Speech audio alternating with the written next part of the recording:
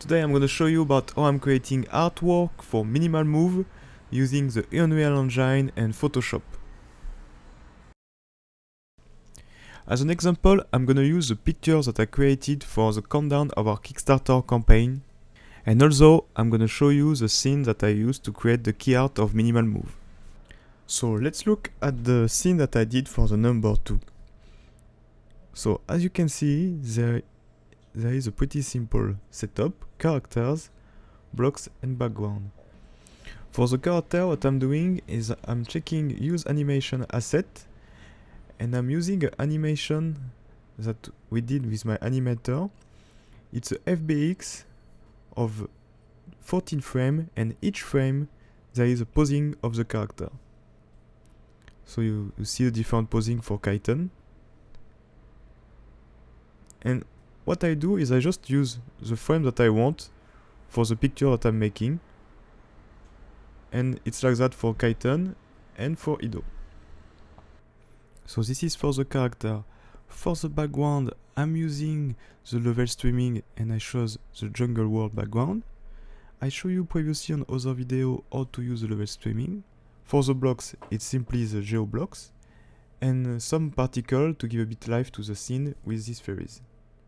So first I import all my different elements and I start to put them in the scene, and then second step will be to start working on the composition. So we have to put camera. So for this I'm going to use the sequencer, add master sequence. I'm going to show you the sequencer that I created. And so it's pretty simple. I just have the scene actor inside, just one camera. So first you're going to place your camera in the scene, and then you're going to deal with the settings. So camera focal length, manual focus distance, current aperture. For the setting, it's up to you. It depends what type of picture you are making. So now we're gonna see the third part, which is the lighting.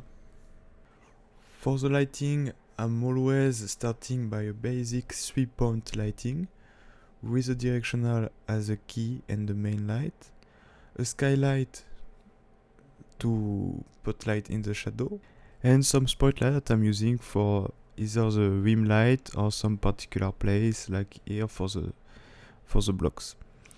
Also, I'm using atmospheric fog, which is really important, and some post-process volume, depends of your scene and what you want to do. All the lights that I'm using are actually real-time lighting, so they are set as a movable. So after you prepare your picture, you are happy with your composition, your lighting and everything, you can do a render. To do so, what I'm doing, it's pretty easy. You go on high resolution screenshot, you click.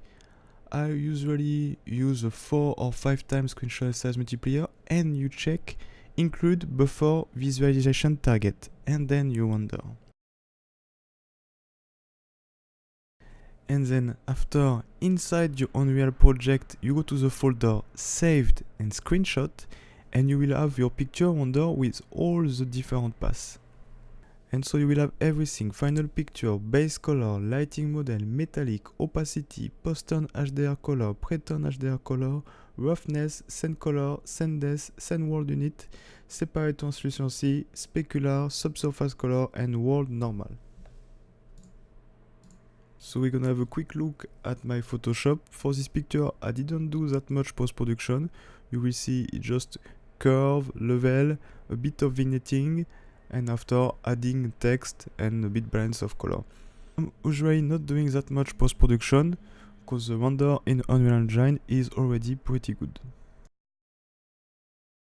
Here is another picture that I made, the number 1. And you see that here I used the lighting model path to create a mask used for making a rim light in Photoshop. That's the really cool thing about Unreal Engine, is about you can get all these paths really easily and after work on Photoshop with it to do your final picture. And so the last thing that I wanted to show you is the scene of the key art of minimal move. So you can see the 3D scene is actually pretty messy, but if you look through the camera, you will see that it's a key art for minimal move. Everything is in real time, and I use a high resolution screenshot the same way I showed you before. There is just more work on Photoshop on this picture cause it's the main picture of the game. Thank you for everybody which is supporting us on the Kickstarter. We are now entering the last 10 days of the campaign, so if you like the game, please share the project with your friend, support us if you can. Thank you again and see you later.